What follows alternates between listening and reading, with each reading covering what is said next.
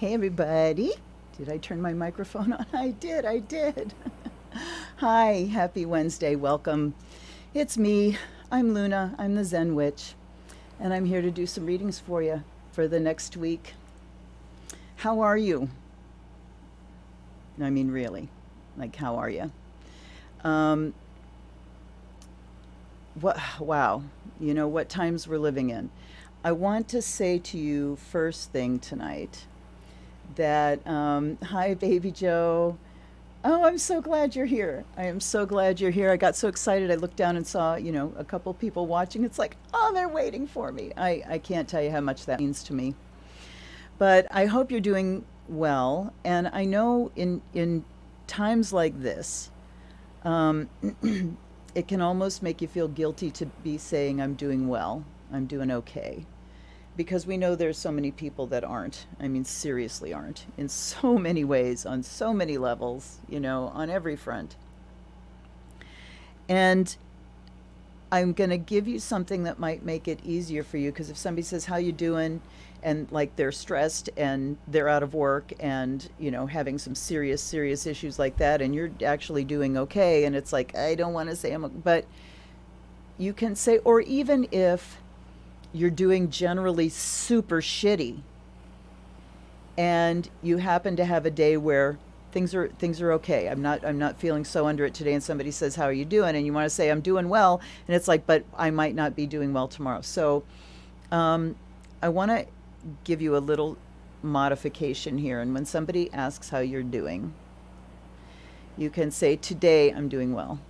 I'm doing well today, which says the truth of your reality, or I'm not doing well today. And today I'm really shitty, because that names what's happening now, and it doesn't put you under kind of an obligation or a commitment or a curse even to say this is how it is, from here on out. So, and it can remove a little bit of the guilt if and it can just remove a little bit of the fear of the swings that we're going through. How are you doing today? I'm good. And it kind of also gives you permission to really enjoy when you are doing well today, to invest in that and enjoy it. Or to enjoy it without investing in it is what I should say, without getting attached to the idea that, and I have to be okay from here on out or I'm a failure. So yeah, how are you? Can you tell we're in Leo land? It's August. It's birthday month, which is a month-long celebration when your birthday is on the first of the month. And I find myself wanting to, flat iron my hair and put a little bit of this on and a little bit of that on and to, put on some finery for you guys, because I mean, there's nobody else for me to put finery on for, let's face it. My husband enjoys it, but, you know, you're worth the effort. I already got him. Anyhow, um, I'm glad you're with me. I had some other things that I wanted to talk to you about. Can I remember them now? Fuck no. So we'll roll. I will roll then by offering you a smoke cleanse. If you have your own sage, I hope you have it lit. Maybe you've already done a smoke cleansing for yourself. If you haven't, please do. We got an hour and a half. We're in no rush. Go get your sage. I'm doing the whole thing here, which means I'm putting it underneath my feet. Because when I do a full body cleansing, you go head, toe, arms, legs in between, and I put it on the floor and lift each of my feet so I get underneath my feet. And the whole of me, the whole aura of me is cleansed. So, let's see what else is going on this week. It's been an interesting week. We've had a few things start to move, into like the next phase of coming to fruition. Oh, I know one of the things I was going to say. So anyway, we've got some things that are moving forward slowly, like the next step. Some big issues we've had going on have taken a next step, and they're totally independent issues. They have nothing whatsoever to do with each other, but they both moved forward kind of in the same degree in the same week, like on the same, like back to back days. So there is this sense of movement going on. We do have a new moon coming up on the 18th, and I will do a separate video looking at that chart for you so you can, do a quick reference. But Leo time is sunny time, it's pleasure time, it's romance time, it's play time. This is the end of summer, and it's like when if this were a normal summer, kids would be having their last hurrah before starting school, and actually a lot of kids, the kids in my town probably would have already started school. But the weeks leading up to it, it's fun and playtime, getting your last hurrahs before the summer comes a crashing down. And I've already felt the shift. I don't know about you. I have been talking about it. At the beginning of August, like right at my birthday, we had a dip in temperature that really brought out a feeling of fall. And as I'm looking in the woods, first of all, it's golden hour. The sky is like pink through the trees. It's beautiful. But the chokecherry tree that's growing there has actually leaves turning on it and falling. So, I mean, it's got a bug up its ass about something. I don't know, but it's got some things. And Shaylana, hi. Welcome. Glad to see you here. I'm going to try really hard tonight to keep track of what's going on the chat and to respond that way. I'm just not used to multitasking in that area. I know some other things I wanted to talk about. I am fixing some technical issues. Number one, I do like having a little bit of ocean waves in the background, but the first time I did them, they were too loud and competing with my voice for people that have auditory processing issues. So they're way in the background. If it becomes an issue, please say something. I have new lights. See my new lights? And I really like it. I feel like I don't have to struggle with lighting anymore, and that's pretty cool. I've adjusted my microphone because I've noticed in the last since Hogwarts really, because Hogwarts I adjusted my mic up here because we had people standing and singing, and I just didn't adjust it back down because I thought, well, it's up here and out of the way, and that's great. But then every time I look down like this, the audio cuts in half. And I didn't realize it until I watched something today. So we've readjusted again. I hope that you can hear me just as well down here as you can hear me up here. Oh, the technical things. And I do kind of dig the technical things. I have my sun conjuncting Uranus. I am not frightened of technology in any way, shape, or form.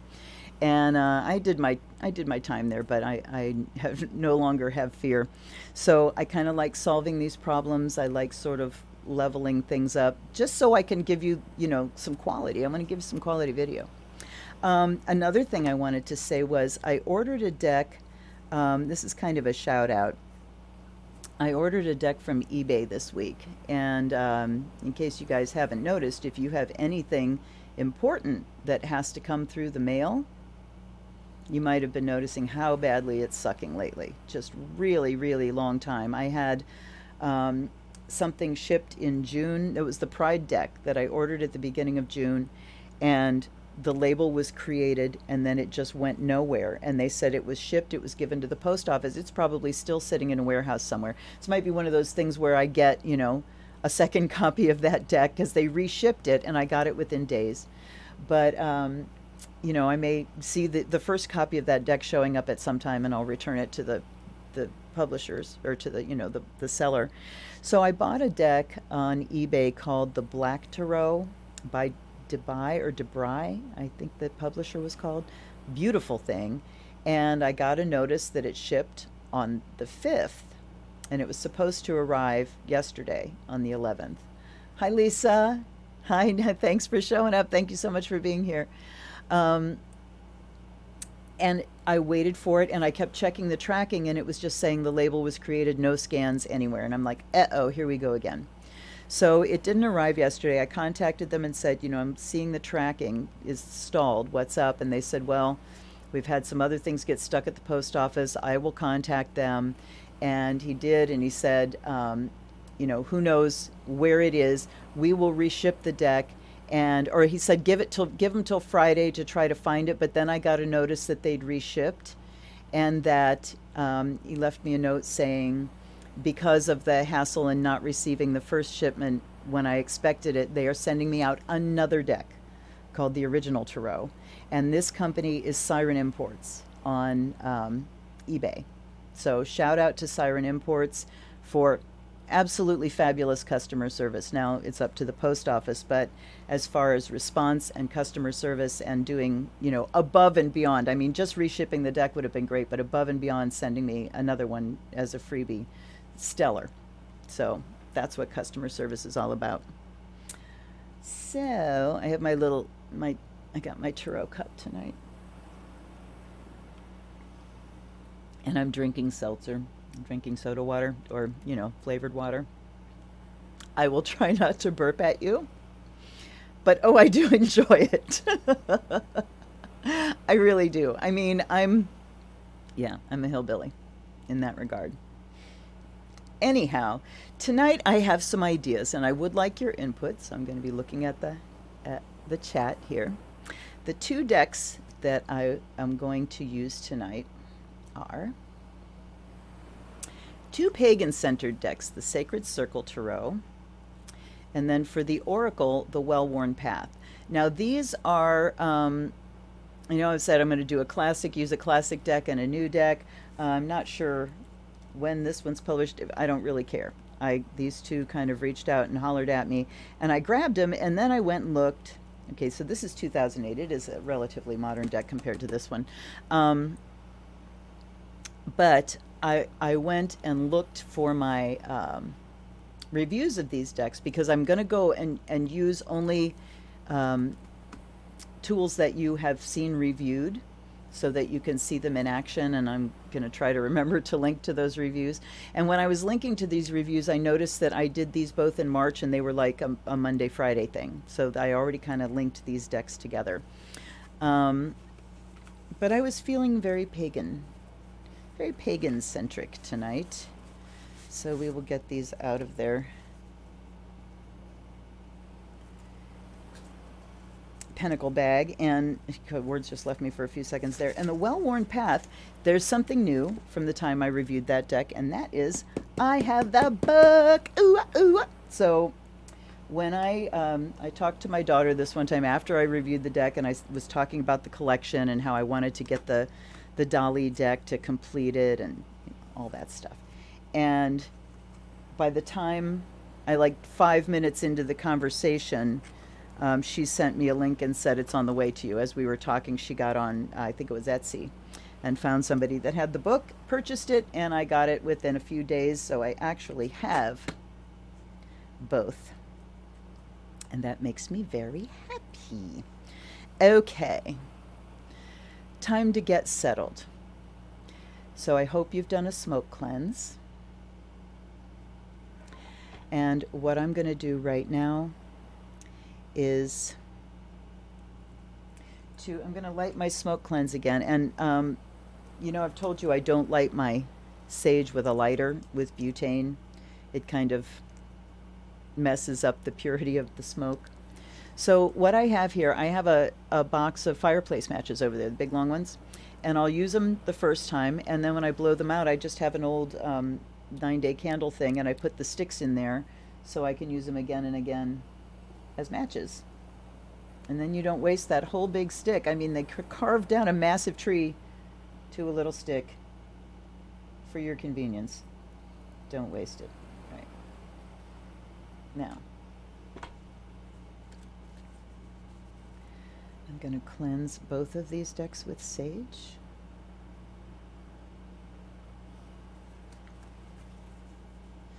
To clear the energy.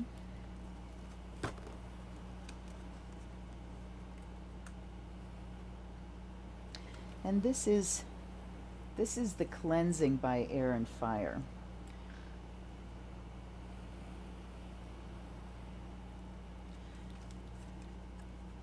And then this is the cleansing by earth and water. So air and fire cleanses the mental energy, the creative energy. Creative energy is fire. Oops.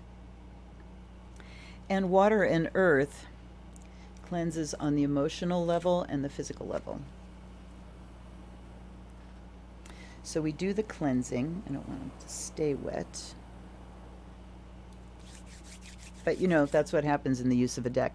I am not interested in keeping my decks in pristine condition. And I'll pause here for a moment to say that, as you've heard me say many times, when I do readings for people, Anson Roberts, that's my deck. That's what I use. Every once in a while, I will shift off to, you know, one that I've used also, you know, a lot. But the ones that I use for doing personal readings for people are down to 3, let's say. But I love doing this series and I love doing the lives because this gives me a chance to work with the other tools that I have in the collection. And I mean, a lot of the collection is there because it's a collection, but I love giving, you know, having a run with different decks just to see how they work, and especially to go in like this with, you know, into ritual space with the decks, because then you're really going to get a true view of them. So now what we do, this is the fire of Azrael, and I've done the cleansings. Now this is the cleansing and blessing of spirit. So this is the offering. I offer this to you as a tool of divination. May you be truly connected to the source. May you bring us messages that are clear, insightful, practical. And now I'm going to uncork the pure water.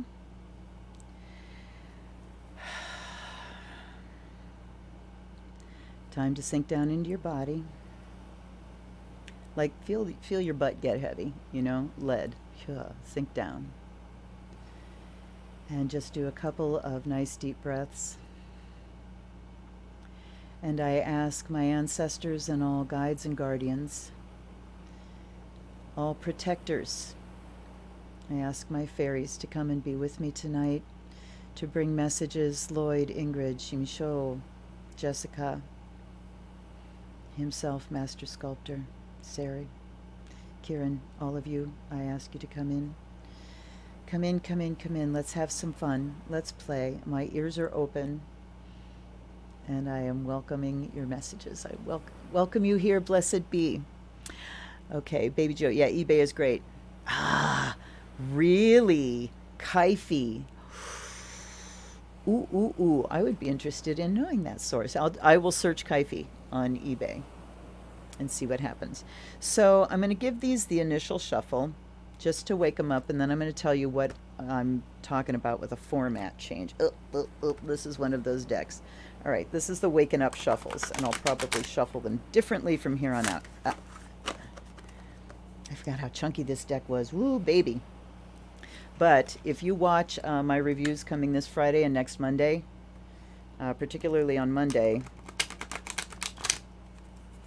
you will learn what chunky deck really means. Stay tuned. Oh, it smells so good in here. The sage is still burning. All right. You go there. Well-worn path, we're going to give them their 3 shuffles. Oh, is this fun after that big chonker? Okay.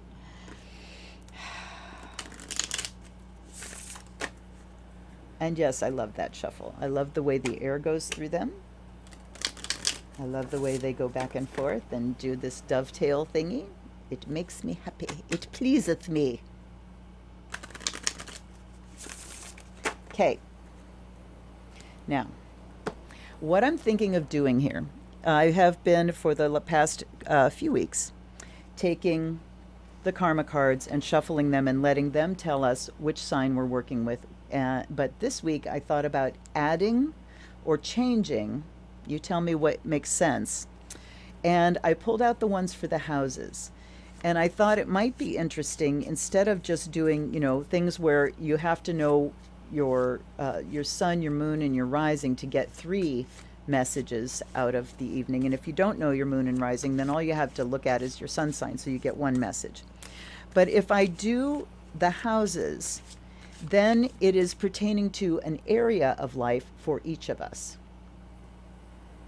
And I thought that might be fruitful. And since we're such a small group, I'm thinking that it has a really good chance of pertaining to us. You know, we come together in a karmic kind of kismet thing.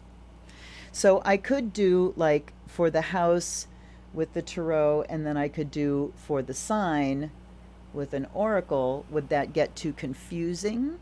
And now I have to wait until the buffering goes away and the message lands on your ears before you guys give me messages back. So, bung bung bung bung bung bung bung bung bung bung bung bung. I'm too far gone to turn back now. Bung bung bung bung bung bung bung bum ba bum bum bum bum boom boom. Okay, what do you think? Should I do houses and signs? I mean, we're almost a half an hour in, so I gotta make a choice quickly here. I think I'm gonna try it. I think I'm gonna go 3 cards house and a 1 card for the sign here. Okay, there we go. Now my only challenge will be to remember what I've decided, because I have challenges there. Okay. Oh, and you know what? Hold the bus, because I have not lit my altar back there. I will be right back.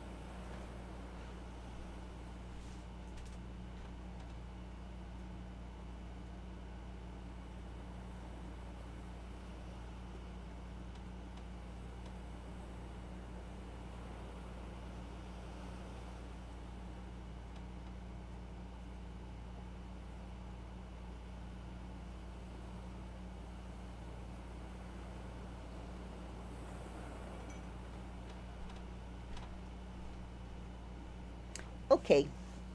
It's kind of hard to light things when the air conditioning is blowing directly on the match, but okay. Sounds intriguing, worth a try. I think so. I think so too, baby Joe. Fist bump. All right.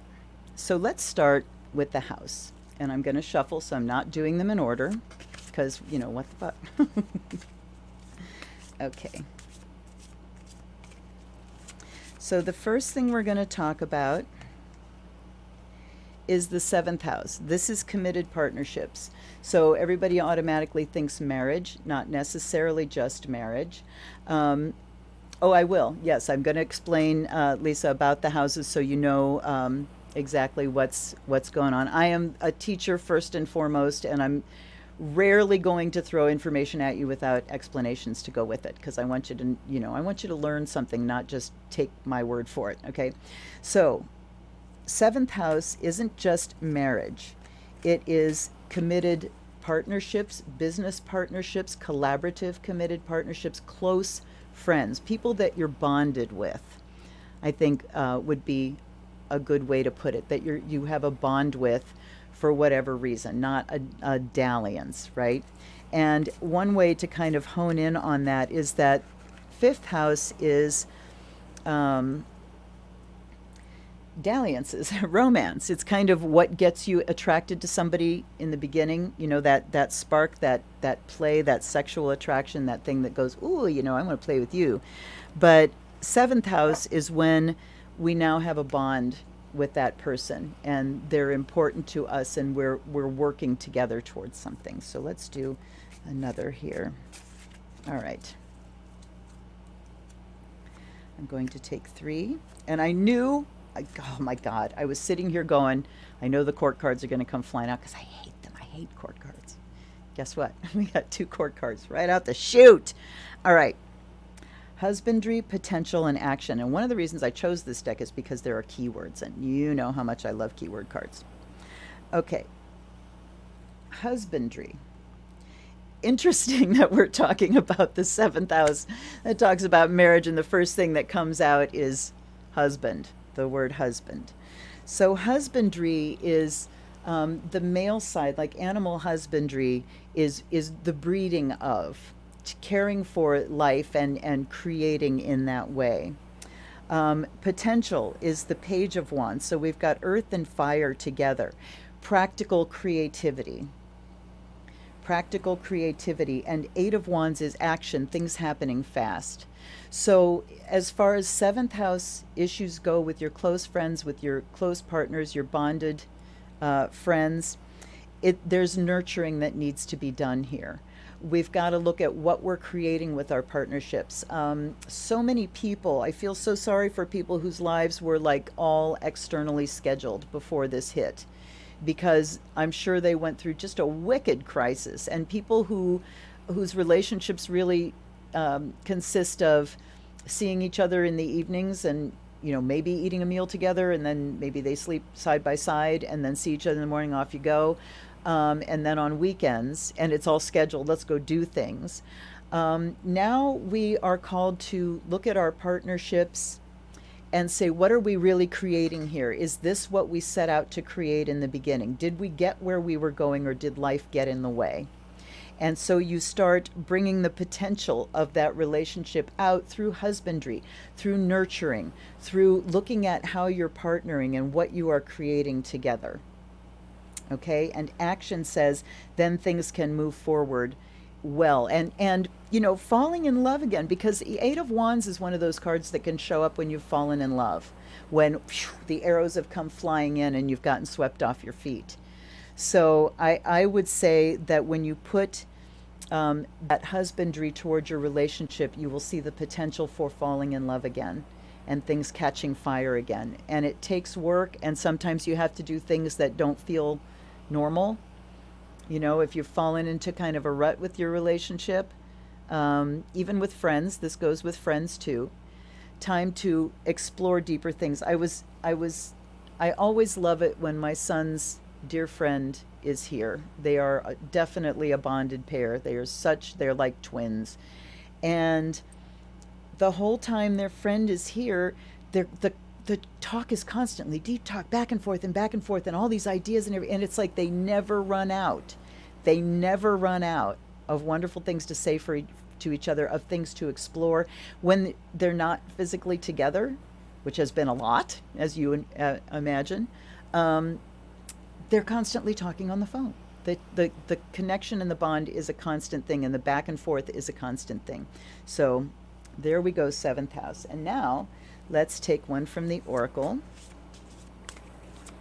I could make this a little bit easier on myself and say, and I'm going to, and say that now we're going to look at Libra, because Libra is the sign that corresponds with the seventh house. So here's another layer of learning that you'll get about astrology. There is a thing called the flat wheel, or the natural wheel.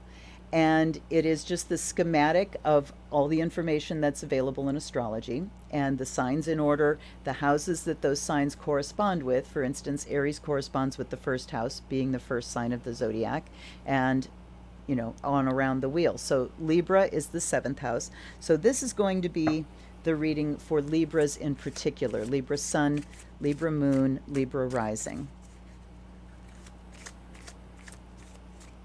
You can find your moon, very easily. You can find out where the moon was on your birthday. If it changed signs that day, then you have to, know what time you were born. Rising sign, you have to know what time you were born to get that. Okay, words of the Magus for Libra. And I'm going to look this up, because I've never been able to use this book, when I was doing the review and everything, because I didn't frickin' have it. Okay, 61. All right. When this card appears, the matter at hand is one of completion and achievement. This is a card of mastery, and as such is the teacher's card.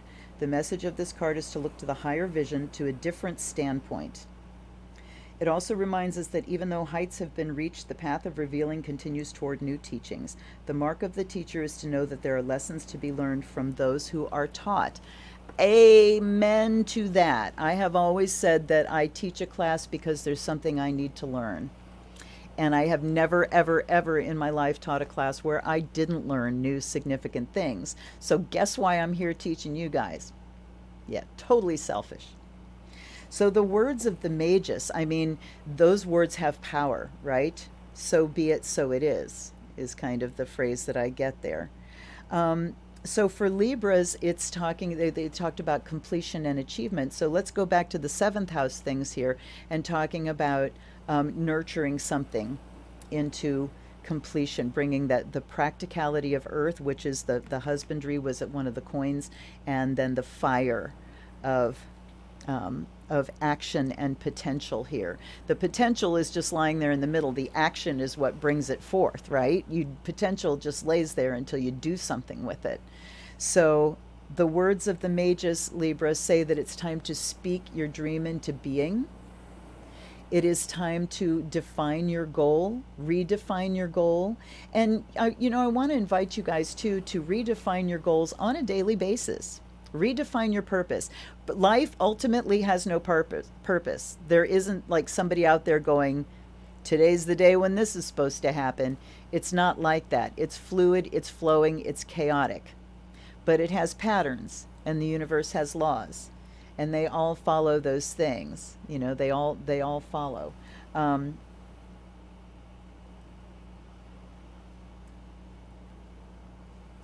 So you can define your purpose, and it's always best to start with your natal chart when you're looking at your karmic purpose in this life, what you're here to do, because that will really define what you've got to work with and where you're headed. Give you like the idea of destiny, validate your destiny. But then after that, you got to look at your midheaven, your sixth house of service, and your second house of money making, and 10th house is also achievement, and all these things together, and where your sun sits to say what am I here to do in this lifetime. And a lot of times our purpose is defined by the shit we go through, because we're going through life, we have a purpose, here's what I want to do, and then all of a sudden, bang, life nails you. As Pema Chodron says, you get nailed, somebody dies, somebody leaves your relationship, you get dumped, you get sick, you lose a job, life changes suddenly, because that happens, right, to all of us. And so when we get derailed like that, then it's our job to say, okay, this is what happened to me. What is the purpose I'm going to put to this? I'm going to put a purpose to it. And a lot of times trauma gives us the purpose of healing. It's now my job to heal from this, learn my karmic lessons from this, and pass those lessons on to somebody else. So, words of the Magus say it's time to redefine your purpose. What does completion and accomplishment look like to you? What does it look like to you? What does having that thing I want look like to you, Libra? And it's hard for Libra to say, because Libra goes back and forth. Well, this, but then that, and this, but then that, and this, but then that. So Libra, you have permission to redefine it on a daily basis, but you also are called to really look inside and go, what is my purpose? And speak it into being. Okay, that was long. We'll see how we go from here on out. Okay, next up is 10th house. 10th house is achievement. 10th house is the pinnacle of the chart. It's the highest point. The midheaven says, here's the mark I'm here to make on the world. Here's how I take my roots and what I grow them into. The person I'm striving to be. The mountaintop I'm climbing to reach. Okay, whoop. There's one. I'm going to do one more shuffle. Okay, whoa, boo, boo. Got everybody flying out. I shan't say no to anyone. All right, I'm running out of room to put things in. Hold on. I didn't bless myself. Okay, I'm going to move this out of the way a little bit. So much for sets, huh? All right. So bounty was the one that came out, the 6 of discs. So the 10th house is talking here about, I think, what we get from our achievements. What is the goal of our achievements? What are the rewards? What are the gifts that we're looking for to receive when we move forward with our achievements? And then we got 4 of them here that flew out. Oh no, I lied. We got 5. Dang. Fluctuation, restriction, the web, discontent, and resolution. Okay. The web is in the middle. So we're talking about how we're connected to everything. So 10th house matters here depend on our connections. And wow, is that ever true right now? Your 10th house career matters all depend on who you are connected to in ways other than face to face. Who are you networking with? What groups are you connected to? So now is a call to, and this is more 11th house stuff, but still, the web is saying to find some, new groups on Facebook or people that are doing Zoom meetings and Zoom groups. And, how can I get together with people this way? Maybe find new friends that are far flung, not in our local communities. You can have groups now that are worldwide. Case in point, you and me. So, okay. So the web talks about getting connected, and then we have fluctuation and restriction, the 2 and the 5 of discs, as they're called in this deck. So it says that achievement, we're feeling restricted. Yes, things are fluctuating. Absolutely. Career, I don't know how many people I know that are going through job changes and have been through job changes. Even within their job, things are changing. Now I'm home, now I'm not. Now I've got a different place to be. Now I'm changing my job because they've gotten rid of people. So fluctuation and the restriction that comes with that is certainly called out there. And then we have discontent and resolution. So looking at what are you not happy about in your 10th house affairs, in your career matters. What are you feeling restricted about? What is fluctuating in a way that is making you feel unsafe and making you feel dissatisfied? Because that your discontent needs to lead you to resolution. How do we fix this problem? So this could play out as being like within your business, within your job, talking to your bosses and saying, can we please adjust this so that this is easier for everybody? Everything is really changing. And then bounty can come from that. And look, we've got, 3 coins here. So being connected with people and also literally going on the web. There's a site called Business Balls that is fabulous. I think it might just be bizballs.com. I can't remember, but it's Business Balls. If you look up Business Balls, you will go to this site. It is, possibly still free. I don't know. I haven't been there in years, but the best site for business and anything you would need to look up, to learn, to run a business, to be a manager. Everything you could possibly think of, possibly from team building to absolutely practical. That's where I learned to be a customer service manager, because I got shoved into a job with no training whatsoever, and I had to go study and figure out what the hell that meant. So anyway, that's one of the places you can go and look for resolution for the discontent and to fix the fluctuation and restriction. So, but bounty is definitely at the apex there, and that says it's all about what we're really gaining from career things.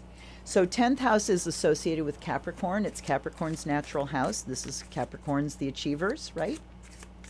That are really interested in status and authority. Okay. And for that, we get initiation. So initiation is when you finally figure out what the hell you're doing and you get started. Initiation, as far as the craft goes, classically was a thing that you needed to be initiated before you even came to a circle. Anymore, it's you come in, you learn, you're a student, and then when the light pops on and you go, hey, I want to be initiated, and ask your priest or priestess to do it, then things really start, and then the tests start as well. So the initiation card here for Capricorn rising moon and sun says that it's time to get started. It's time for you to, this is level up. It's time to get started being who you are, acting as your own authority. Discovering achievement, saying here's what I'm pushing for the rest of my life. So again, I'm getting that sense of restructuring and repurposing. Because, now there are a lot of people that maybe wanted to be a police officer or maybe wanted to go into medicine or work in an emergency room that are going, oh, hell no, now. So restructuring, what are your goals? What do you really want to do with your life? What kind of service do you want to give? It's time to start now. That's what initiation says. It's time to get started. And let's take a look at it. Because why the hell not? Da-da-da-da. These cards don't have numbers and they're not in alphabetical order. 162.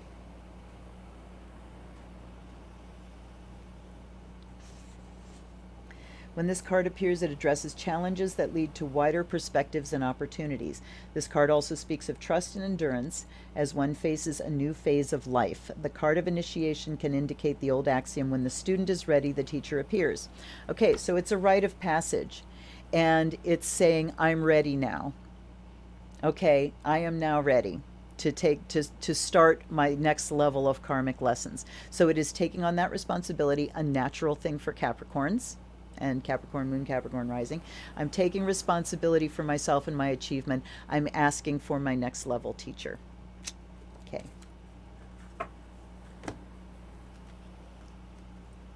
And I am hoping, I have so many plans. I want to do an astrology class. I'm trying to get Patreon structured, but there's just so many little bits and pieces that I'm, looking at and learning, and we'll see, because I want to do that. I'm thinking about a virtual coven. What do you think about that? Okay, next up is fifth house. So fifth house is romance. It's children. It's creativity of all kinds. The fifth house has a lot going on in it. It seems like, kind of a throwaway.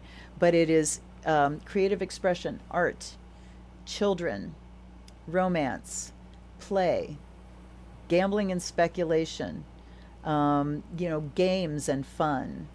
So fifth house is all about it's recreation, creation and recreation. Think of Leo. Leo is the natural sign of the fifth house. So there we go. There's one. Let's see if we can get two more here.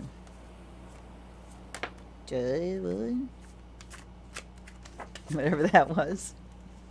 Weird noises coming out my gob tonight. Okay. And there's a couple of more. All right. Let's look at. We have thought was the one that popped out first for fifth house. And fifth house isn't really about thinking. It's about feeling and what feels good. Pleasure. It is the initial attraction, the chemical attraction that you have to someone, the kind of people you are romantically attracted to, not who you're ready to commit to, like the seventh house, okay? And it's getting those two to work together. And, some people have fifth houses that say, they love romance and they spend lots and lots and lots of time in those kind of playful relationships, but commitment, forget it, Sometimes the two really work together. Depends on the chart.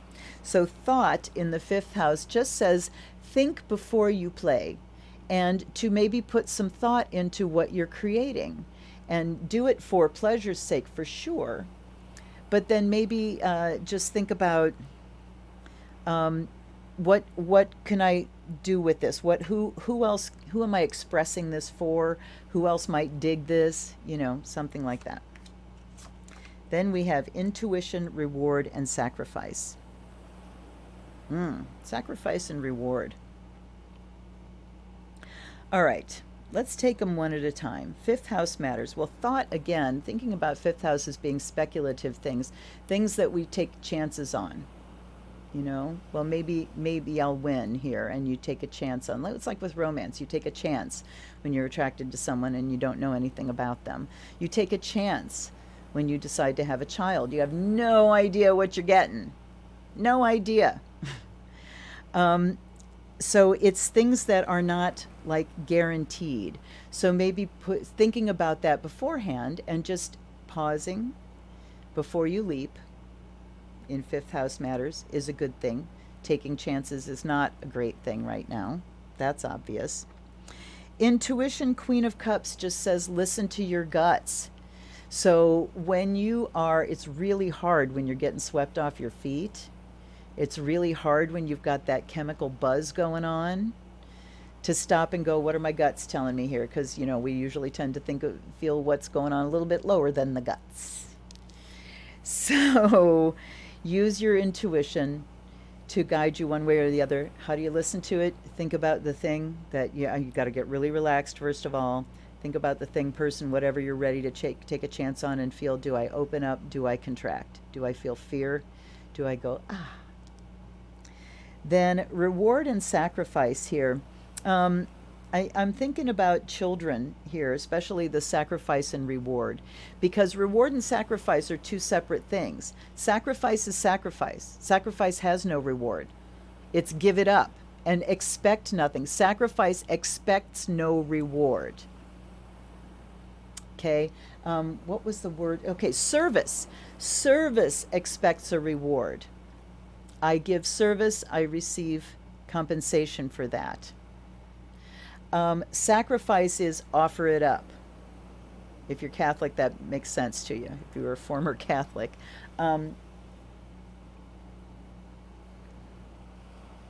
So sacrifice there, the things that you are birthing into the world, whether they're actual children, whether they're your ideas, you are offering them to the world, and then you have to give them up as a sacrifice. It's like when you make a work of art, when you make a song, when you record something, you offer it out into the world. You have no control over what's going to happen after that. You have no control over who's going to receive it, how they're going to receive it, and what's going to happen with it.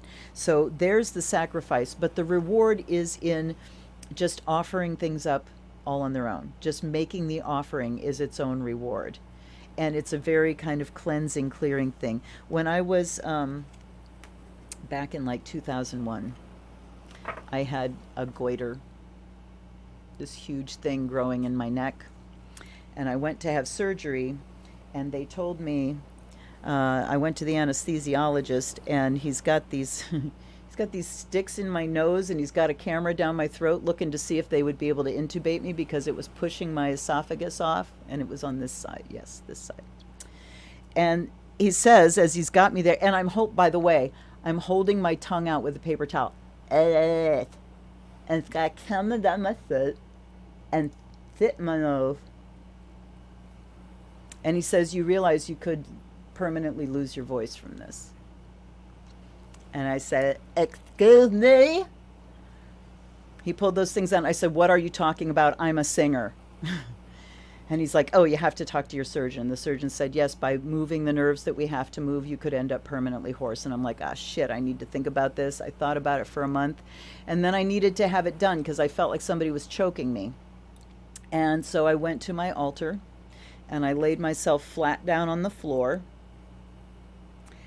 And I gave myself to her. I gave her my voice. I said, my voice belongs to you. I give it to you 100%. It absolutely belongs to you. I offer it to you freely so you don't have to take it from me. And most times you'll see people with thyroid scars like this. Mine is like this. I told him, you can cut me ear to ear if it allows you not to disturb those nerves. So for like 3 months after the surgery, I was a little hoarse. I would go to put some volume behind my voice, and the hoarseness and it was like, oh shit. But after that, it came back stronger than ever before. So offering is its own reward. Okay, now we're going to try to step through just a little bit faster because I'm lagging here. Where did my red ones go? Oh, I hid them. All right. We didn't do Leo. Okay. I have to, oh God, you guys, I am so full of stories tonight that I'm kind of sucking at the readings. Sorry. Uh-oh. Looky, there's one turned the other way. It's the moon. Leo, time to get in touch with the unconscious. We are in Leoville, and we're out there. Wow, it's sunny. I want to put makeup on. I want to go lay in the sun. I want to have a great time and all that kind of stuff. But moon says it's time to go deep, time to pay attention to dreams, time to hook into your feminine side, your receptive side. Let's take a look.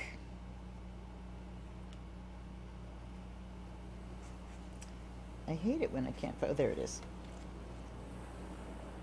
Okay, the moon. When this card appears in a reading, it represents unseen forces and things that are veiled. The card speaks to the mystical nature and calls upon us to view things through a different light or perspective. Know that things are not always as they appear. Like moon in the tarot, shifty. Things are shifty and not as they seem. In readings, the card can also address matters relating to intuition and things of a psychic nature. The moon card is about the emotional versus the mental. It's a card of nonlinear vision, seeing instead the cycle and the wholeness of any matter. The moon card can be telling you to not only acknowledge the inner intuitive nature, but also to trust and act upon it. So we had that Queen of Cups. They're saying, yeah, to rely on intuition, and the moon is backing that up. So Leo, sun, moon, rising says time to really get in touch with the antenna. How does my body feel in this situation? We're talking. Where is it hitting me in my body? And you've really got to be able to be in your body and to relax, to feel. You've got to hit that baseline place where my body is just still, and then start to pay attention to what things are popping up and the sensations that you're feeling. Okay, who's next? We have fourth house. Fourth house is your emotional underpinnings. Pardon me. I'm going to let one rip later. You watch. Stay tuned. So fourth house is your emotional upbringing, what the emotional climate was in your home. How were you nurtured when you were a child? What did you kind of soak up through your skin? What was the vibe of your household, the emotional vibe? This is also real estate and your physical home now. So that is your emotional touchstone, right? That's your emotional foundation. One would think you come home and this is my surroundings, this is my cocoon, my nest where I feel nurtured. So fourth house. I should be shuffling while I'm talking about these things. I have not a drop of Italian blood, and you wouldn't know it by what happens with my hands when I talk. Okay. Cancer, change, or not Cancer, fourth house. It is the house of Cancer, but this is for the fourth house, matters for all of us. Change, solace, suffering. All right. Yeah, all the changes that are going on. Cancer, fourth, I'm confusing myself. Okay, I'm glad you love my stories, Baby Joe.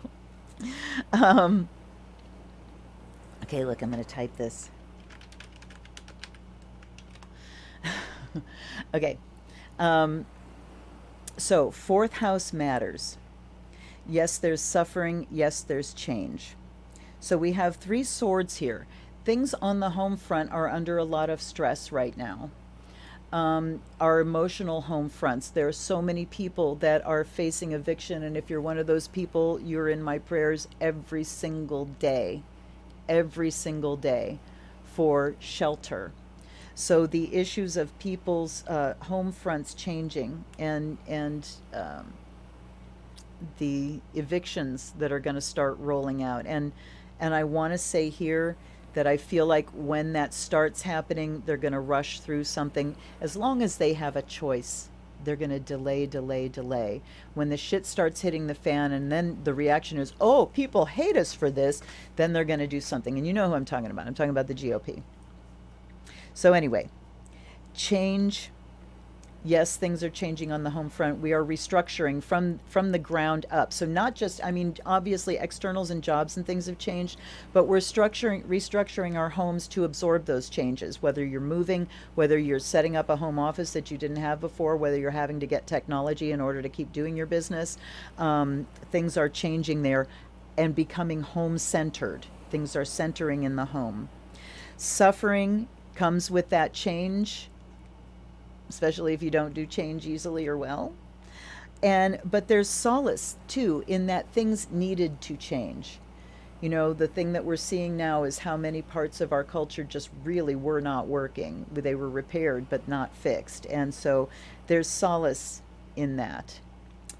And now Cancer is the sign that corresponds with the fourth house. Cancer that rules the home, the mother, nurturing, the stomach, food, stuff like that.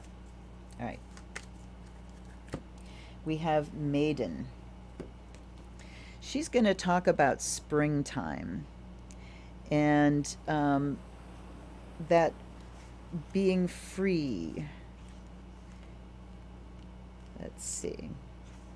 Okay, when this card appears, it addresses new energies. It is a card of new life, vitality, youthful exuberance. The Maiden card is one of beginnings, fresh approaches, and limitless potential. So, Cancer, talking about how you can start to restructure things and bring some new energy in. Let's see. I have seen a lot of people on my feed lately that are growing lots of plants. There's been a lot of gardening going on this summer because of the pandemic. So people taking on things to nurture. And when you take on things to nurture, you put out that mothering energy. And it doesn't have to be something living like a plant or an animal. It can be something living like a creative idea or a relationship. So Cancer, the Maiden is saying it's time to freshen your approach and bring in new energies and some lightheartedness, lively lightheartedness. Look at her. She's dancing and, out in the springtime and happy and joyous. So Cancer, find ways where you can bring this joyous energy. And I know I've recommended this to you before, but go into your bedroom and shut the damn door. Or if you don't get time alone in your house, send people out. Just send them out for a drive. Turn on the music, crank it the hell up, and dance your ass off. Just something new and fresh. Okay? Now we have the 6th house. 6th house is service. 6th house is work and how you work, your work ethic, and also your health. It's how you serve your body, and it also shows illness because it's how you take care of your health regimen, but it shows the vulnerable places in your health as well. The 1st house does that too because it's the physical body. Okay, so whoa, baby, there we go. All right, the Shaman, success and intuition. All right, 6th house, time to get some oogie boogie going here. The Shaman says wild energies. As far as your health goes, it's time to start moving some energy through. And the sense that I get is, we can be doing a lot of worrying and thinking about things, but are we really working on things on an energetic level? The Shaman talks about moving energies. Shamanic practices are physical practices. Shamanic magic is physical magic. It's centered in the body. It's people that can kind of disconnect spirit from body, or you put body in such a state that the spirit can then fly. So this is talking about doing some things really good for your body, like Reiki, if you can possibly get a treatment, or getting a distance treatment from somebody. Yoga, exercise, walking, anything that you can do to move your body, but moving it in a very conscious way. Very conscious way. Shamanism is connected, ultimately connected. Success and intuition. So 6th house being like your work and how you work. Well, I mean, I'm struggling for words because it's kind of obvious.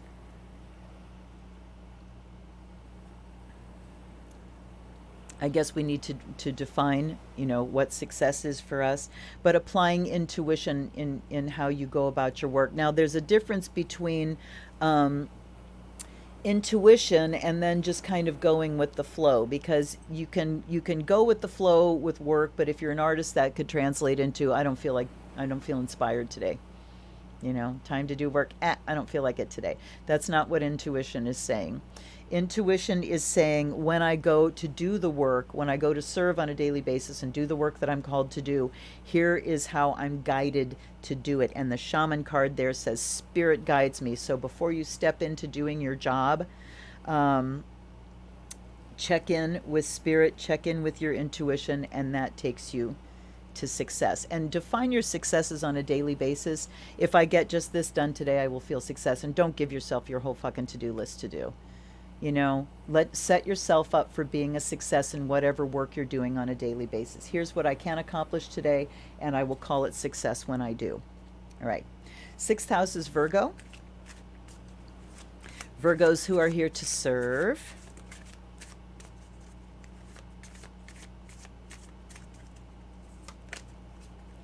And we have reincarnation here.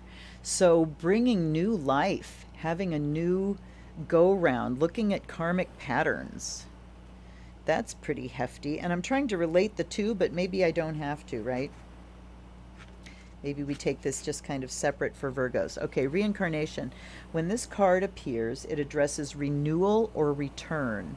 This card speaks of restoring vitality, creating new forms, or beginning a new life. It also indicates enlightenment arising from the trials that one has faced and passed through. So this is talking about that healing journey. Why do I have something burning here? Interesting. I feel like I've been burned here. I don't know what that's about, folks. Let's put a little bit more yummies on the fire. Oh, is my coal out already? No, it's not. I know it's not. There we go. There we go. Okay. So, reincarnation, bringing just new ways to everything. Brand new, fresh start. But the healing journey, talking about death and rebirth within this lifetime. We were just having a family Zoom today, and relatives in this close family were sharing their healing stories. And, you know, people in my family have been through a lot of trauma. People in your family have been through a lot of trauma. You've been through a lot of trauma. I know it. I know how this life works, and it works that way for all of us. When you go into that trauma, when you are ready to step in and heal, and the shit starts hitting the fan. I have a couple family members that are having terrible nightmares because they're doing very deep work. And the nightmares are scary, and they pitch people into grief, and you want to back up and go, that I can't do this anymore. But they, you know, if you take another step in that direction, if your psyche is throwing up every roadblock and trying to scare the shit out of you, you're really getting close to the heart. You're getting close to the thing that needs to change in order to change everything. And so when you take that next step towards whatever's trying to scare you off, example, if you've got like a horrible dream that you're having over and over, and there's this big monster showing up in the dream and trying to, you know, scare you off of things, and you're like, I don't want to have that dream again, and you're in avoidance mode. But let's say you start imagining and visualizing that dream, and going and encountering that monster and saying, I'm not afraid of you. I am the adult me now, and I'm going to stand up to you. When you dream again, that can very well happen. And when you stand up and say, I'm going to walk forward anyway, go ahead, do your worst, and you take that next step forward when you're scared shitless, everything changes. Everything changes. And that's what this is talking about, Virgo, is not being afraid to take that next step in your healing journey, no matter how scary it is. Because that's when the real work is happening, when you're continuing on, and that's when the rebirth happens, and the traumatized person dies, and the healer is born. Right? And you stop living in reference to the trauma, and start living in reference to the healing and the lessons, the person you've been made, the person you've made yourself, in, you know, because of that trauma. Okay. Next up is 12th house. Oh, the bugaboo of the houses, the house of your self-undoing, the house that Pisces rules. The house is the house of incarcerations and hospitalizations and, you know, institutionalizations. And there's a card flying out already. 12th house is where you keep all your secrets. 12th house rules neuroses, psychoses, dreams, the unconscious. So one more, and I'll take two off the top. Okay. Reflection came out first here. So it's time to really look deeply into yourself and reflect on what my psychological health is. What is my mental health? What are my neuroses and my traumas in this lifetime? What kind of neurotic habits do I still hold on to because they're comfortable to me? So the reflection has to go on there. And then we've got grounding and materialism on either side. Grounding is a fire in the wands, and materialism is in discs. So we're talking here about really bringing this stuff into the practical, not the airy, unconscious, the subterranean river where I don't understand what's going on, that Neptunian realm.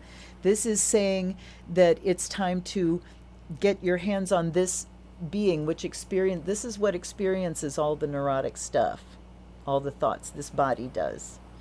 So grounding, doing the thing where you put the taproot down into the earth from your base of your spine, the bottoms of your feet, letting everything drain out and bringing up earth energy into your body, just being in your body. To ground, all you have to do is sit and think about your body. Think about your feet, think about your legs, think about your torso, think about your body, and you're in your body. Your thoughts aren't up here, they're in your body. That's grounding, plain and simple, whatever other tools you use. Materialism is the Four of Discs, and that's kind of grasping onto money. So I want to differentiate grounding and materialism. Grounding is a healthy, fluid, dynamic thing, as evidenced by wands. This is trying to hang on to that state. Okay, so we want to reflect on how grounded are we in the body, how materialistic are we in, where do our neuroses lead us into this materialism that wants to make us hang on to things rather than just feeling safe in being grounded in the moment.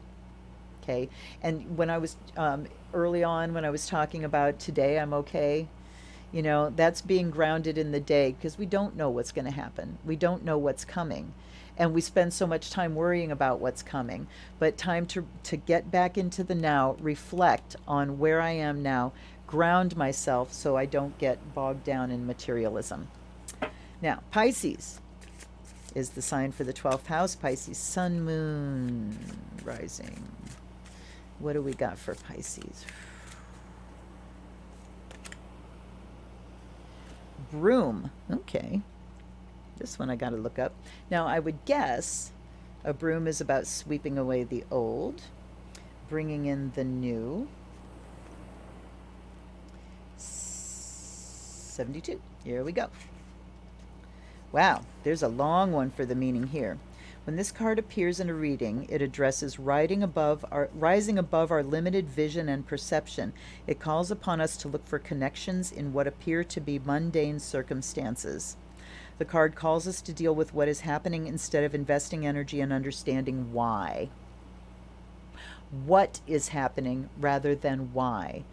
Pisces, you are very prone to the why. Why me? Why is this happening to me? It doesn't matter. It is happening, and you can deal with that. So that's what we're talking about with grounding here, is grounded in the reality of this is happening, what am I going to do with it? Rather than why is it happening to me, because ultimately there is no reason. Somebody gets in an accident, it's not, that's your karma, you have karma to be in an accident. No, your karma, somebody else's karma, cycles and wheels and, just circles of karma have all ripened together, and the chaos of the universe brought an accident into being. You got in its crosshairs. There's no purpose to that. So stop asking the why and ask the what am I going to do about it question instead. The need for a broom is for sweeping, and why the floor is dirty is not the matter at hand. The need for the broom is rooted in the here and now. So why the floor is dirty doesn't matter. The fact that it is dirty and needs sweeping it does matter. The broom calls us to clean and clear away the debris in and around us. The broom suggests that we tidy up our world, remove what no longer serves us, banish the cobwebs that have collected due to our inaction. Oh boy, is this hollering loud. So if you've been in this stay at home and kind of go into that homesick from school mode, I feel like I just feel like I'm homesick from school and I'm waiting to get better and things aren't getting better, and why? Okay, no. Time to, here's where I'm at. Here are my circumstances. How am I going to make the very best of these circumstances? How am I going to master these circumstances like a boss? Okay. How am I going to be Pisces? Be inspired by my circumstances. Clearing away the old, finding new inspiration. And just cleaning can be a wonderful thing when you're wallowing. This is one of the first things I do to get myself unstuck. If I am stuck in emotional stuff and I just can't move forward, I will clean something, even if it's just my nightstand. I'm going to do this. I start cleaning. It moves energy, and then things really start moving. Okay. Now we're moving. Yes, moving ahead. I still got a bunch to do though. Shit. I think I'm going to run a little long tonight. I hope you're down for hanging out. Okay, second house.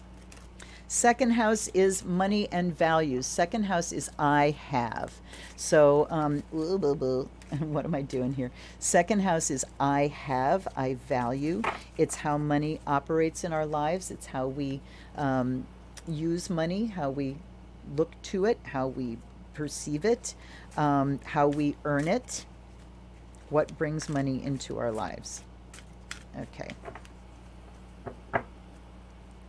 Second house matters. The web, spirituality, the shaman. Ooh, baby. Okay, wow. So second house is a practical house. It's an earth house. These are not earthy cards in any way, except for maybe the web. All right. So, money house. We're talking about how we're connected and how we're connected to our resources. So our possessions is also second house. So one of the things I was talking about with my family today is how this has caused me to get very local in my shopping. My meat shopping, my produce shopping, everything has forced me very locally and finally away from big pharma. So acknowledging how you're connected to your resources of material goods. And this whole pandemic made us all reach out to the internet and order so much stuff online. But if we're ordering things to be shipped to us, that pooch has been screwed. So you really are going to have to find your local resources where you can go and get things that you need. The shaman on the other side, wow, really talking about drumming up resources. So here, if you're dealing with money issues, it's time to get shamanic about it. Time to do some prayer with a drum. Time to do some prayer with dance, prayer with fire. It's spirituality in the middle says it's time to stop thinking about money coming only from work a day job kind of things. Okay, so bringing spirituality into the picture, being connected to people, being connected to the things that you need to bring into your life to survive, and doing it in this physical shamanic way, which is ecstatic and joyful. So bringing ecstatic, joyful energies into how you make money. Interesting concept there. Second house is Taurus. And are you starting to see the connections now between the signs and the houses? Are you guys getting that? Materialistic Taurus, corresponding with the second house. We have Earth. We have Earth for Taurus. Of course we do.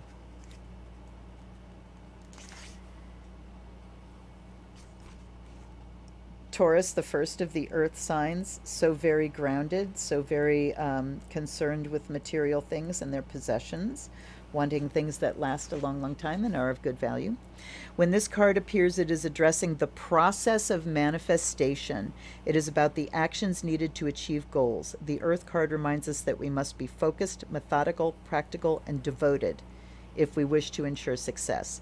So manifestation. So how do we move through the elements here? The first one is air. I have an idea.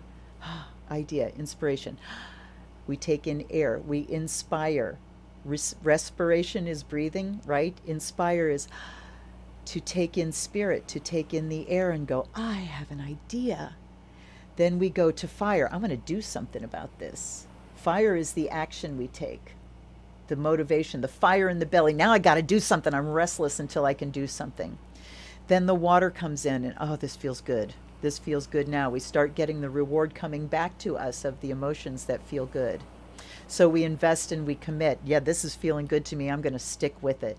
Then we bring it through the body and it manifests. When it comes through the body, when we make it with our hands, when we speak it with our mouth, when we draw it, when we dance it, it becomes manifest, clothed in earth. So there you go. It's got to be brought through the body in some way, Taurus. Time to really bring things through and make them real. Manifestation is making something real. I can put my hand to it. Next up, third house. These are connections. Third house is our communication. It's early education. It's taking on basic information. This is your siblings. And like childhood friends, car travel as well. All right. Who's still with me? Any of this ringing your bell? Boy, okay, I'm going to take that one out because it didn't want to go in. And then we're going to take the 2 off the top. So we have tradition here, health, and earth. All right. Third house, let's see here. Connections, ideas, your thinking, your communication. Okay, well, gosh, early education is covered by third house things, and look at this, tradition, and health and earth. All right, the traditional way of early education isn't healthy right now. The traditional way of elementary school and K through 12 education isn't healthy right now.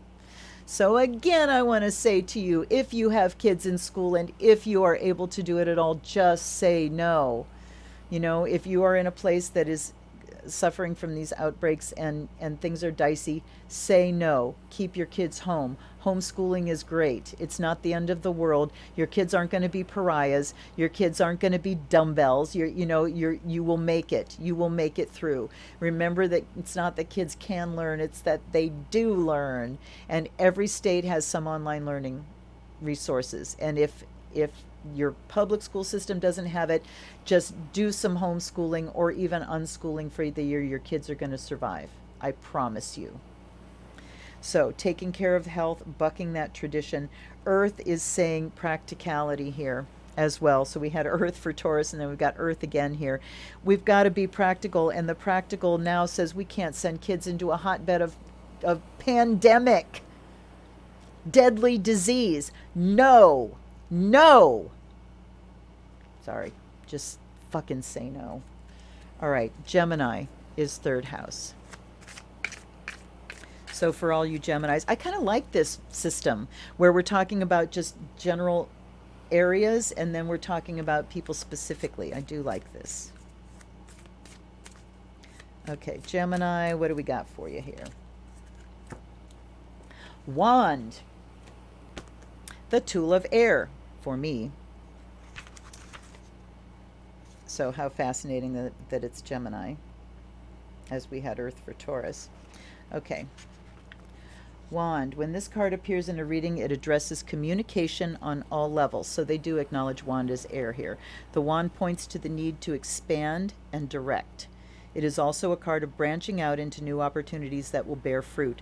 The wand is the channel through which its counterpart, the energy of air fire, manifests its objective. So they do say both air and fire. They're equivocating here.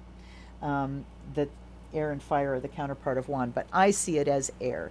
So it's talking about communicating and opportunities, branching out into things that are going to bear fruit. So let's see here. Let's read this other part. Traditionally, the wand is the ritual tool that symbolizes expansion, ascending, or directing of energy that is not focused or contained in one specific area or for one specific purpose. That's interesting. I'm going to have to read this book cover to cover. It is a movement outward instead of inward, which makes the wand a conduit of communication. Well, think about the wand. And what's a pen or a pencil? It's a fucking wand. It's a stick that writes. What was the first pencil? A burned stick. That's a wand. Okay. In some traditions, the wand is associated with air and others with fire. Those systems that associate with air see the tree branch in the wind. The association of fire with the wand is due to the symbolism of the torch as a conveyor of fire. Okay, I do get that. But with air, Gemini here, it's just time to to really communicate what you're after. And I kind of lost again here. Hold on. There's the cup, the old ones. Wait, back to wand. There we go. Um, Communication on all levels and new opportunities that bear fruit. Okay.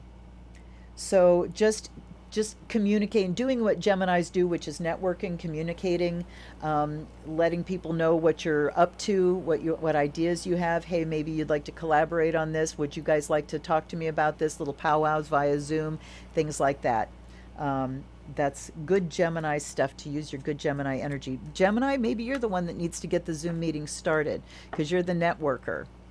So Wand says communication on all levels. Maybe look at, how can I look in my local area if I have something to teach? How do I gather a group of people that might want to learn what I have to teach? Okay, and get the technology together to communicate those ideas. Ninth house. Ninth house, as opposed to the third house, is long distance travel, higher education, philosophy, spirituality. We take this basic knowledge, and then what kind of philosophies do we form from it? What sort of spirituality comes out of that? What is our understanding of the universe? That's what ninth house is.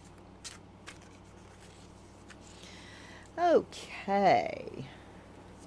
Whoop. Whoop. Let's see how many we have here. Whoop! Holy crap. All right. All right, so we have 4 here.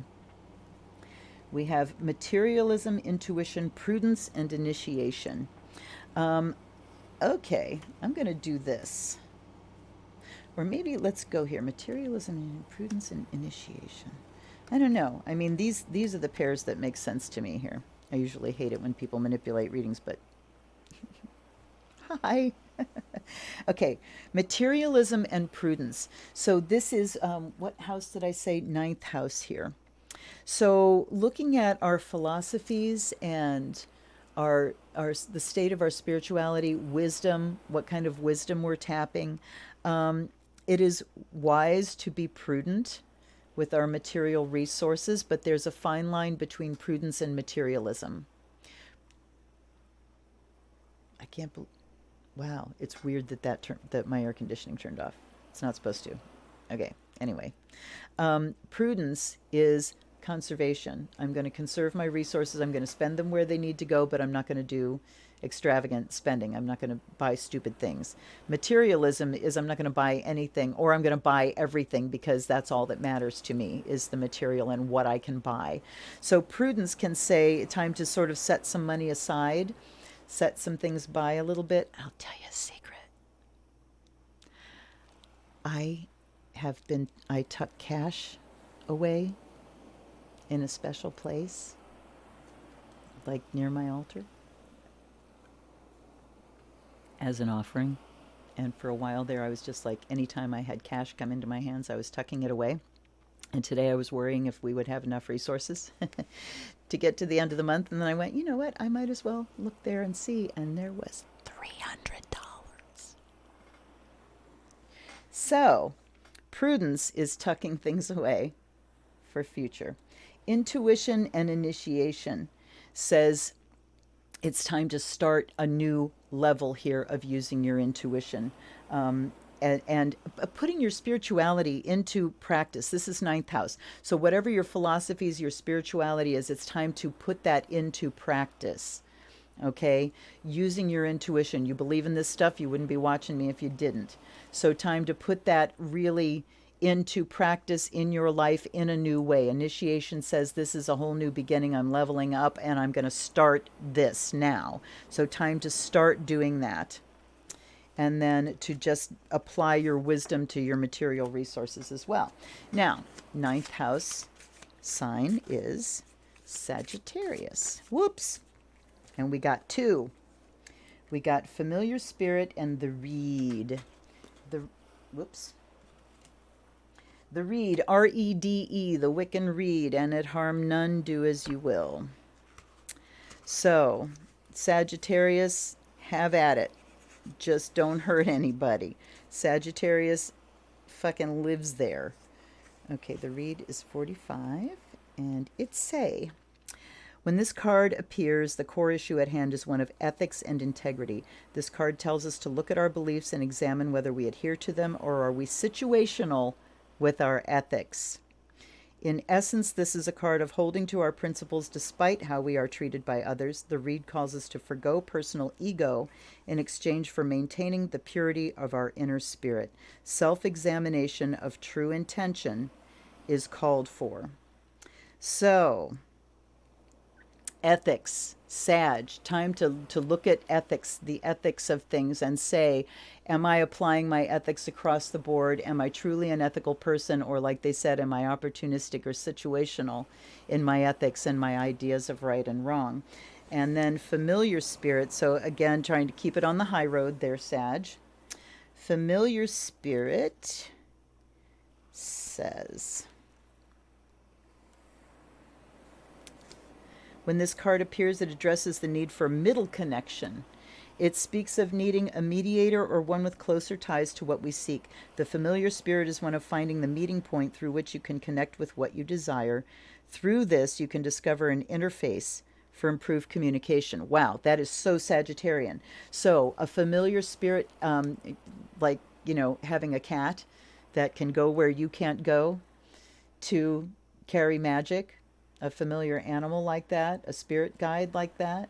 Or this can also be talking about somebody that gives you access to where you need to go, somebody that can teach you the technological things you need to know in order to level up with your business, or someone that can open a door for me to get me in to a place where I want to be functioning. Okay, so ethics and connecting with someone to get you to the next step, Sagittarius, is where you're at right now. Okay. We've got 3 more to go, and it's been an hour and a half, and I'm keeping going. Everybody gets served here. First house. First house is your physical body. It's your outward personality. So it's your appearance. Your outward appearance is what we're going to look at here. How are you feeling about yourself? How are you feeling about your body? How are you feeling about how you present to the world right now? Okay, 2. Whoa, boo, boo, boo, boo. Okay, I think I got a fucking handful. So I'm going to take this one and I'm going to recovery. Wow. Okay. 2 and 3. Recovery, health, solace. Damn, you guys. All right, so this isn't just talking about people recovering from the virus or illness. This is recovering your health altogether, recovering your health on a newer level, recovering your self-image, the image of yourself, how you take care of your physical body, how you regard your physical body, recovering your love for yourself, and how you appear to other people, and the healthiness of how you see yourself, and how you project health out. And then solace says that we can take comfort in the fact that recovery is a possible thing. So whether you're recovering from trauma, whether you're recovering from illness, or whether you're just recovering a way of life that supports your health, recovery is the key here as far as your physical body and your outward manifestation goes. So let's all look at how we can change our lifestyle in order to reclaim maximum health, so we're eating the best food we can eat. And whether you need to lose weight or not, looking at a keto diet is a very interesting thing because it takes us back to the way people used to eat rather than the standard American diet, which the acronym is SAD. Okay. Aries is the sign that corresponds with the first house, and it's initiation. Aries, do what you do best. Get it fucking started, okay? Initiation, time to level up. Go, go, go. Aries, put yourself out there. Be a pioneer. Be the person that gets things started. Be the person that says, okay, I'm taking this on. That's what initiation is in regards to Aries in the first house. It's like it's time to take it on, take the ram by the horns, and go for it. Go for it. Get started, Aries. It's time. You're the best at getting things started, the best of all the rest. Okay. Next up is 11th house. This is more casual friends, the kind of people that are like you, the kind of people that you vibe with, the kind of people you identify with, and where you want to go, your goals. Okay, 2 came out there, I believe. Yes, we'll go one more shuffle and then one off the top. All right. So we have illumination, bounty, and the star. Okay, 11th house stuff. So illumination and bounty. All right, the star. This is talking about inspiration. And with 11th house being about like goals and things, thinking about what is the star, that expression of hitching your wagon to a star. What is the thing that is guiding me? What's my North Star? What's my guidance towards my goals? What is the thing I'm focusing on that I really want to get to in this life? And then we have bounty and illumination. I want to get to that place where there's just, I feel the richness around me. And I'm feeling this right now because I have been here. When I'm sitting on the porch every morning, drinking my coffee, looking at the woods and the hummingbirds and the chickadees and the plants and everything, and hearing the, hickory nuts falling out of the trees. I am in wealth and bounty and abundance. It's all freely there for me. At the peak of summer now, it's all freely there for us. Produce is there. It's fabulous, right? Illumination says another goal we have is to understand. And this is the natural house of Aquarius. And Aquarius is all about illumination. Please shine the light for me. Please show me the way. Please tell me, give me the information. I want it all revealed. So, following your star towards enlightenment, illumination, and that feeling of abundance. Those are worthy goals here. And this is for Aquarius. The sun. There's a star to hitch your wagon to, yeah? So I changed my microphone so I'm not like looking down from it, and then I find I'm starting to do this. So no, I need to turn this way. Honest to God. I'm my own worst enemy. Okay. When this card appears, the focus is upon vitality, growth cycles, renewal, healing, and fertility. It's also the card of initiating new beginnings, motivating, and drawing upon physical and mental energy. So vitality and growth cycles, definitely the sun and the Leo energies too of creativity. But for Aquarius, it's yes, renewal and healing. I mean, all of these things. Finding a way to keep yourself fresh. Aquarius, to feed your mind. That illumination card over there. Aquarius, when you're stuck and stagnant, you got to feed your mind and invent something new and change things. Rearrange the furniture if you have to. So it supports your lifestyle. But vitality, it's saying that, get out into the sunshine, Aquarius. Get out, make yourself known. Do something physical that's not so much in your head. And go have some fun. The sun is Leo, go have that Leo kind of summer fun. All right, last one up, 8th house. Okay.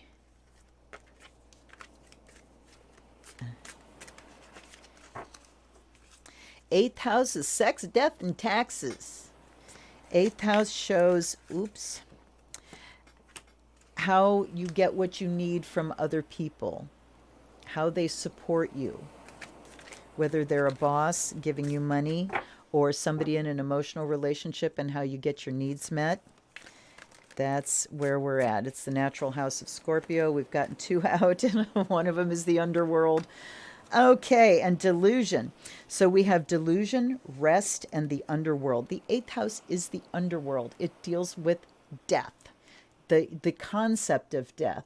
How death impacts you, how the idea of death impacts your life, how you feel about it, your experience of it, okay? 4th house talks about the actual ending of your life, but Eighth house is how you feel about death and how you've experienced it in your life. And then so underworld Scorpio is, our eighth house. This is just saying we're dealing with it now. We are dealing with the topic of death. 156,000 people, I think, now dead that didn't have to be. How do you feel about that? What do you feel about our death practices and how we deal with death in our culture? So, time to kind of explore those things. And then rest and delusion. I mean, God. Okay, so eighth house also deals with magic, the occult, the inner workings of the universe, your understanding of just how things work. Um, so time to deal with our whatever delusions we have about death and whether we're going to die or not, because we're all going to die. So I would say it's time to deal with whatever delusions you have about death and what yours might be like. It's time to think about that, because the only thing we know for sure is that every single one of us is going to die. Every single one of us. And the only other thing the only other thing we know for sure is that we don't know when and we don't know how. So get rid of your delusions there about living forever. Start thinking about your life and your death and how that might work, and how what you would like to leave behind you, you know?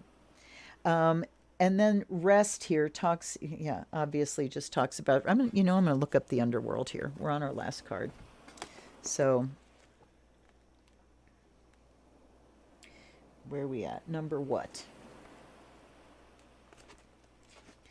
See, court cards, this says number 14, but then I look through and it doesn't have numbers, and I'm leaning away from the microphone again.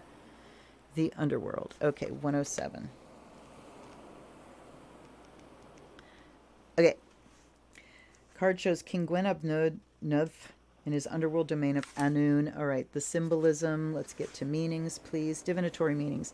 It's the hidden realm within where your self-created inner demons dwell. Your deepest fears, hatreds, prejudices, and feeling of self-disgust. Okay, there we go.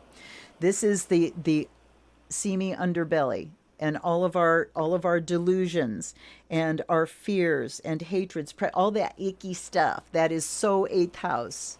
So very eighth house. And in the middle, it says it's time to take a break from those things. Time to put the fears to rest. How do we do that? It says, here leaves the secret dark half of yourself, the shadow side. So how do we lay to rest those fears? We face them. We face them. And if you're thinking, oh my God, what if I get this virus? Oh God, oh God, oh God. All right. If you're worrying like hell about that, what are you doing to keep yourself safe? And beyond that, what are you doing if something were to happen to you? Do the people in your household know where your important paperwork is? Do they know how to sign into your email accounts if they have to?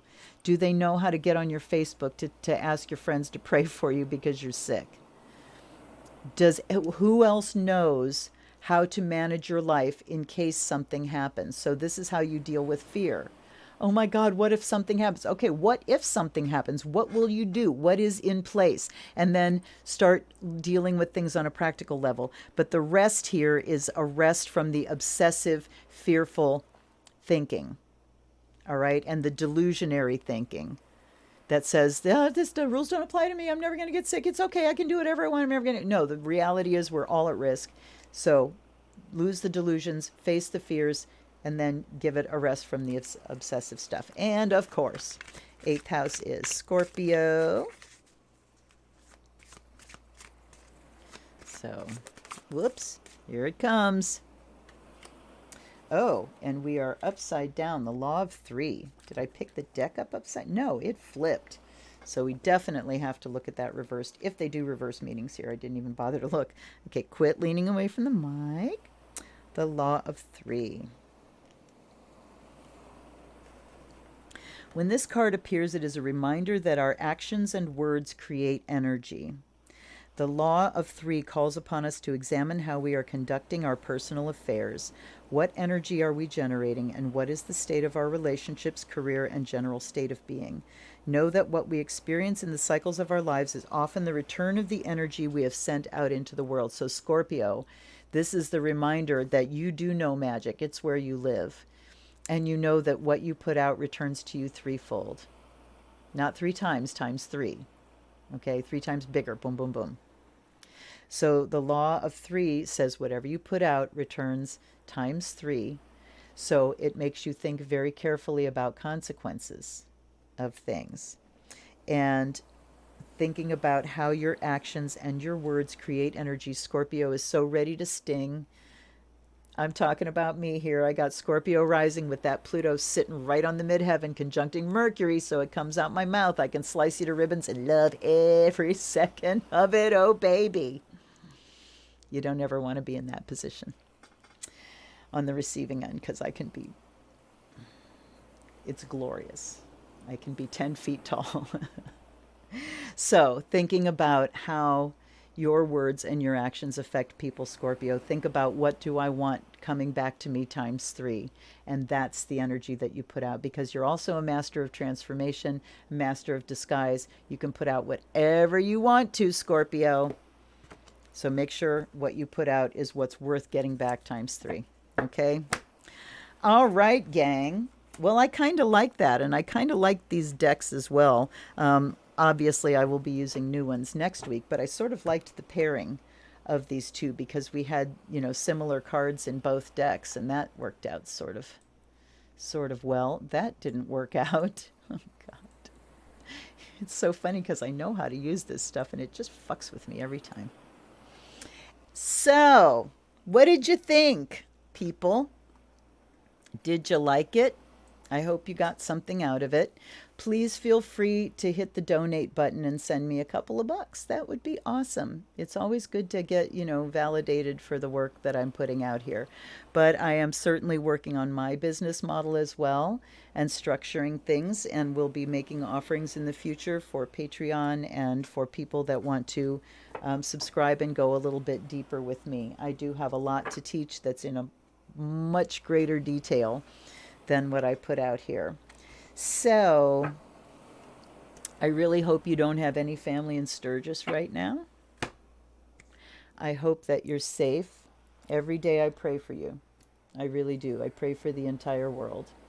And my devotional practice in the morning has been expanding. I've been going a little bit longer. I was doing a couple of minutes of prayer work and mala work in the morning, and then I'm doing, more than that. And now I'm adding more to my practice. So, I'm slowly wheeling this ship around into the spiritual lifestyle that I love so much, and that I lived when I was living alone. So my life is coming full circle now. I am living like I did when I lived alone, and living fully a magical life. And it's a wondrous thing. It really is. I almost feel guilty saying that I'm doing really well now, but I am, and I'm grateful for it because I know that wheel is going to turn as well. So, oh, baby Joe, I'm glad you liked it. Virgo, Sun, Aries, Moon, Scorpio rising makes all the good. I'm glad. I'm so glad you got something from it.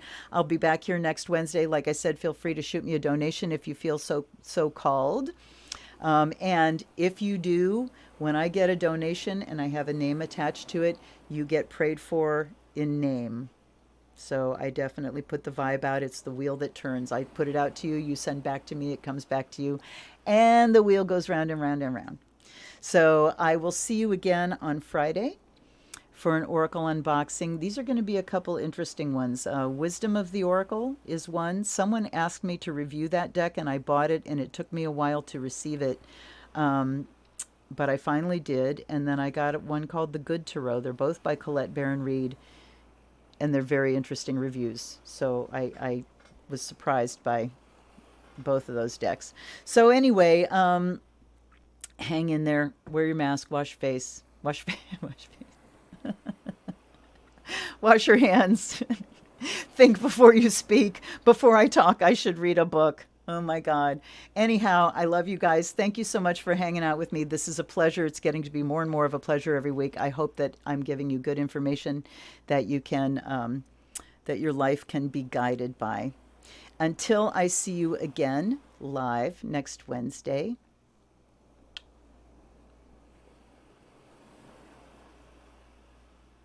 That's what I'm sending you. Okay. Blessed be everybody. This is the Zen Witch. I'll see you next week. Bye bye.